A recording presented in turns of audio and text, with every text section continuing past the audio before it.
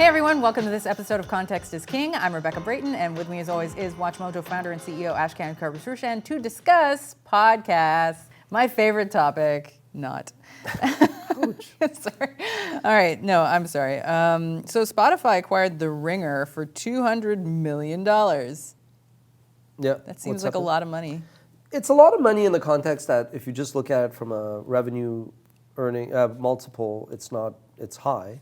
But I think it is, there's always a herd mentality, and podcasts. Everybody and their grandmother has a podcast now. But then the question is then, is it peak podcast? Is it jumping the shark? So first off, I think for Spotify, the value of an asset is, the price of an asset ultimately is what somebody values it for.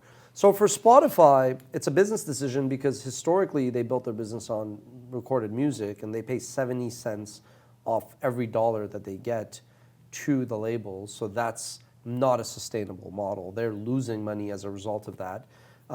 It's why they went out and bought Gimlet Media, which was a podcast network, because they wanted to start to replace the music that fans listen with podcasts, because the margins, then they keep them all. So they basically decided to devote about $500 million to the podcast space. The Ringer made sense for them because they are kind of viewing this, as they say it, as this could be the next ESPN, that we could basically then branch out and slowly but surely replace recorded music. Now, I'll just say that, I think podcast, what's driving the overall trend is, it is to some extent the new radio show, talk radio. I don't think that's rocket science. But I think what's amplified it is, one, with the rise of satellite, XM, Sirius, people do listen to less terrestrial radio for once. Two, Urban sprawl and commuting. Yeah. Absolutely. And then two, if you think of cord cutting and then the whole rise of TrueView and ad skipping and time shifting, consumers are just not really that enamored with sitting through an ad, even though when you think about it, advertising was the greatest cigarette to the greatest nicotine, delivery mechanism for great entertainment. It's you just have to sit here for 30 seconds or a couple minutes and just sit there, and then we'll give you free content. But we've become so spoiled as human beings, we don't even want that anymore. So between cord cutting, time shifting, and satellite radio, I think you've seen people just not want to put up with ads. And that's why podcasts, a lot of the ads are, hey, this podcast is brought to you by ContextTV. Yeah, exactly. Whoever. And so another dynamic is the mobile revolution. I think this, you've seen that meme where your mobile phone has replaced your computer, your fax, your calendar, your blender, your shredder. Many other things. My phone can start blending, I'm going to be really impressed. It's a matter of time. And so I think that mobile revolution, which gives you this device on the go, and then with AirPods, hear me out, not just headphones, but AirPods, you could move around your house and listen to music, and it's not just a podcast, but you can listen to music. So it's kind of it's added 10 hours of consumption in a day. And so when people are like podcast is just the beneficiary, and because you don't need to be sitting and watching a video, and you could be sauteing. Apple should have gotten in on the ground floor of that. Well, yeah, and I mean, you could argue that Apple, but Apple benefits in anher way. I mean, I think one reason then you could argue that the boom in podcasts explains why AirPods sell so much, because one benefits the other. And then the other one, we're going to get a bit more into sociology and psychology, is I feel people are more introverted and they're more insulated now.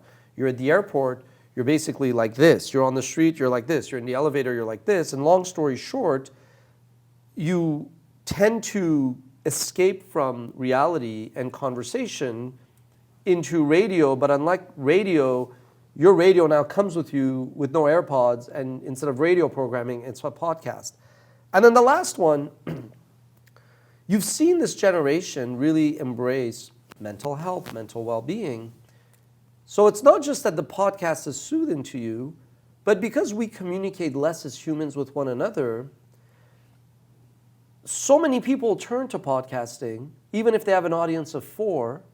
And Context is not that different. Context is basically a podcast with video, because for us, this is not meant as a disrespect, but just candidly, whenever we discuss podcasts, we get into that where we're like, well, we produce videos. Is podcast not like the poor man's video? So that's why this is our podcast. This is one of our podcasts, and these videos get more or less what podcasts get in terms of listenership.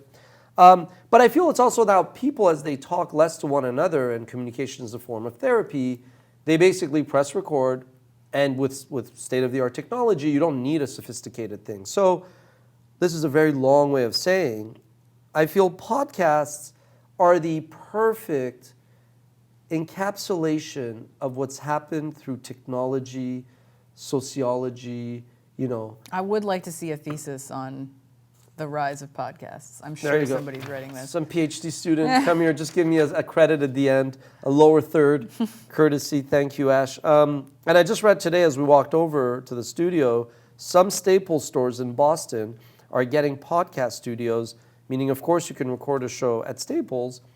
I just think this is a confluence of like 8 trends coming into one. And so for that reason, I'm not talking about valuations. Valuations will go up and down. There's like the cannabis space was like a bubble.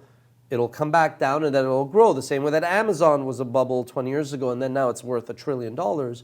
So I think valuations at some point will cool down. I think demand and supply will catch up. I think challenges of monetization are always there. But I do think that this, what we call podcasts, what we used to call radio, yada, yada, I think that just form of expression absolutely is just going to keep growing because of all these items that I listed. So how are we getting involved with podcasts? Great question. So, I mean, I think context is one manifestation. People were like, hey, you should start a podcast. You should write for TechCrunch and Media Post and yada, yada. And I was like, I don't know. But I think context is one way of doing it because it serves multiple objectives. We are partnering with a company. We won't announce it yet because we've not signed it yet. We are partnering with a company to start off doing a couple podcasts where we're going to be sharing in the creative, handing off the baton to them. They're going to kind of put it together, and then we're going to promote it on our respective communities.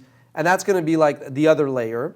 And then the third layer is if you're listening to this and you're like, ooh, I know WatchMojo, I like WatchMojo, I do a podcast, I'd like to join, you could reach out to us. 4, obviously we'd like to get the talent we have. Like if others are like, hey, I'd like to do a podcast. It could be weekly, it could be rotating. So I think what we're doing is, because it is very cluttered, and because when you get our size, which is not huge, but we're not an independent person, you can't do something if it doesn't scale, takes too long to grow, and then you're like, So we're kind of building these layers and building our slate and our network of owned and operated, partnered podcasts. So check out the space. We'll be starting to unveil them pretty soon. And if you're listening to this and going, oh my God, I got a great idea for a podcast, you know where to find us. Yeah, let us know in the comments. And that's it for today. We'll see you next time. That was my podcast voice.